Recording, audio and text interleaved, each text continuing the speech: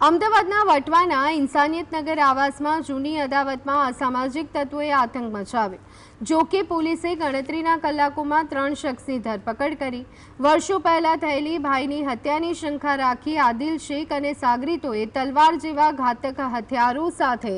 સાદિર ઉર્ફે બોનાના ઘર પર હુમલો કર્યો, જ્યાં રહેતી વૃદ્ધ વિધવા અને પુત્રવધૂને જાનથી મારી નાખવાની ધમકી આપી જાહેરમાં તલવારો વીંજી અને ભય ફેલાવ્યો। આ હિંસક ઘટનાના દ્રશ્યો સોશિયલ મીડિયા પર વાયરલ થતાં જ વટવા પોલીસે તાત્કાલિક કાર્યવાહી હાથ ધરી મુખ્ય આરોપી આદિલ શેખ, ફારૂક ગરદન અને મોઇન લંગડા સહિતના શખ્સોની ધરપકડ કરી કાયદેસરની તપાસ તેજ કરી છે।